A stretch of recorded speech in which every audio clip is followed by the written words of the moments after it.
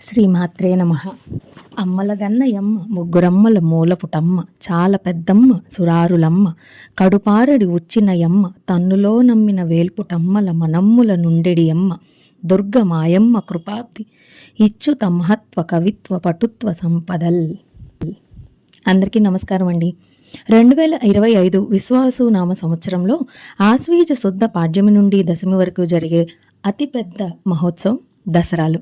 మరి శ్రీ కనకదుర్గమ్మవారు, విజయవాడ ఇంద్రకీలాద్రి కనకదుర్గమ్మవారు ఏ ఏ రోజుల్లో ఏ అవతారంతో మనకి దర్శనమిస్తున్నారో ఈ వీడియోలో నేను మీకు తెలియజేస్తాను.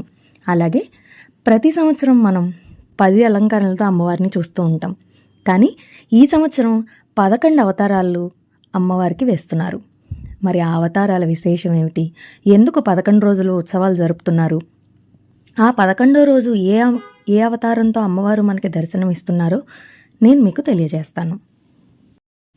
2025 సెప్టెంబర్ 22 నుంచి అక్టోబర్ 2వ తేదీ వరకు శరన్నవరాత్రి ఉత్సవాలు జరుగుతున్నాయి.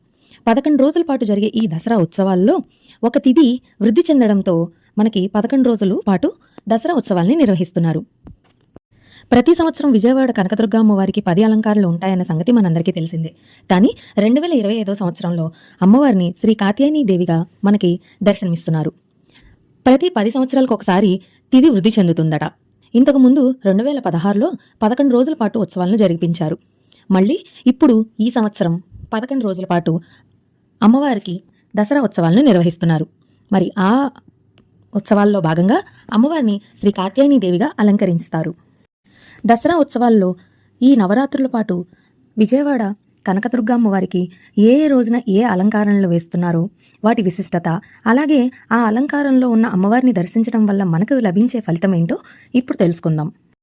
అరుణ కిరణ జాలైరంచిత శావకాశ విధృత జపపటిక పుస్తక భీతిహస్త ఇతర వరాకరారాజ్యై పుల్ల కల్హార సంస్థ నివసతు హృది బాల నిత్య కళ్యాణిశీల. సెప్టెంబర్ 22 సోమవారం ఆశ్వీజ శుద్ధ పాడ్యమి రోజున అమ్మవారిని శ్రీ బాలాత్రిపుర సుందరీదేవిగా భక్తులకు దర్శనమిస్తున్నారు. బాలాదేవి ఎంతో మహిమాన్వితమైనది. శ్రీ బాలామంత్రం సమస్త దేవీ మంత్రాలలో ముఖ్యమైనది. అందుకే శ్రీ విద్యోపాసకులకి మొట్టమొదట బాలమంత్రాన్ని ఉపదేశిస్తారు. మహాత్రిపుర సుందరీదేవి నిత్యం కొలువుండే పవిత్రమైన శ్రీచక్రంలో మొదటి ఆమ్నాయంలో ఉండే మొదటి దేవత శ్రీ బాలాత్రిపుర సుందరీదేవి. అందుకే ముందుగా బాలాదేవి అనుగ్రహం పొందితేనే శ్రీ మహాత్రిపుర సుందరీదేవి అనుగ్రహాన్ని పొందగలం. దసరా మహోత్సవాలలో భక్తులకు పూర్ణఫలం అందించే అమ్మవారు శ్రీ బాలాత్రిపుర సుందరీదేవి.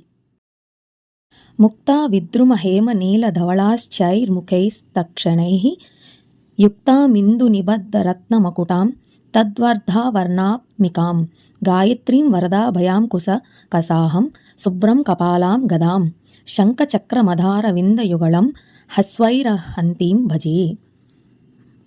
సెప్టెంబర్ 23 మంగళవారం ఆశ్వీజ శుద్ధ విదియ రోజున అమ్మవారిని శ్రీ గాయత్రీదేవిగా అలంకరిస్తారు. శరన్నవరాత్రి మహోత్సవాలలో శ్రీ కనకదుర్గమ్మవారి శ్రీ గాయత్రీదేవిగా భక్తులకి దర్శనమిస్తున్నారు. సకల మంత్రాలకి మూలమైన శక్తిగా, వేదమాతగా ప్రసిద్ధి పొంది ముక్త, విద్రుమ, హేమ, నీల, ధవళ వర్ణాలతో ప్రకాశిస్తూ పంచముఖాలతో దర్శనమిచ్చే సంధ్యావందన దేవత గాయత్రీదేవి. శ్రీ గాయత్రీదేవి శిరస్సుయందు బ్రహ్మ, హృదయమందు విష్ణువు, శిఖయందు రుద్రుడు నివసిస్తుండగా త్రిమూర్తాంశగా గాయత్రీదేవి వెలుగొందుతున్నది. సమస్త దేవతా మంత్రాలకి గాయత్రీ మంత్రంతో అనుబంధం ఉంది. గాయత్రీ మంత్రంతో సంప్రోక్షణ చేసిన తరువాతే ఆయా దేవతలకు అన్నాదులు, ప్రసాదాలు నివేదన చేయబడతాయి.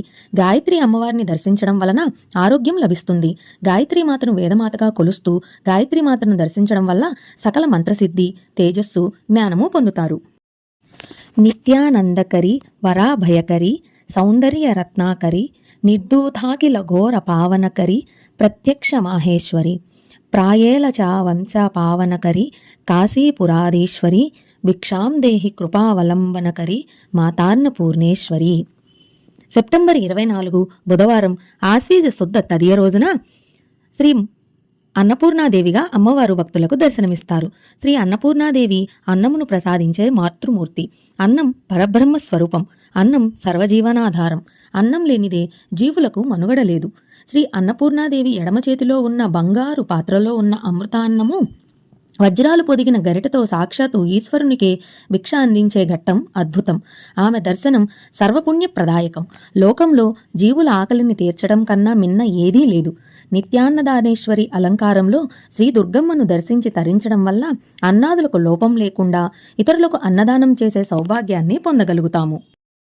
చంద్రహాసోజ్వలాకర శార్దూల వరవాహన కాత్యాయిని శుభం దద్యాందేహి దావనఘాతిని. సెప్టెంబర్ 25 గురువారం ఆశ్వీజ శుద్ధ చవితి రోజున అమ్మవారిని శ్రీ కాత్యాయనీదేవిగా దర్శనమిస్తారు. పూర్వం కథ అనే మహర్షికి దేవీ ఉపాసన వల్ల ఒక కుమారుడు కలిగాడు. చిన్నతనం నుండే తండ్రి నుంచి భక్తిని అలవర్చుకున్న ఆ తపస్వికే కాత్యాయనుడు అని పేరు. ఇతను గొప్ప తపశ్శక్తి సంపన్నుడు. ఇతను దేవీ భక్తుడు అవ్వడంతో దేవినే పుత్రికగా పొందదలిచి గొప్ప తపస్సును చేశాడు. దేవి ప్రసన్నురాలయ్యింది. మహర్షికి పుత్రికగా జన్మించింది. కాత్యాయనుడి పుత్రిక కనుక ఆ తల్లికి కాత్యాయనీదేవి అని పేరు. లోకకంటకులైన రాక్షసులను అంతమొందించుటకు ముక్కోటి దేవతలు త్రిమూర్తులు కాత్యాయనీదేవికి తగు శక్తిని ప్రసాదించి లోకకల్యాణం కావించారు.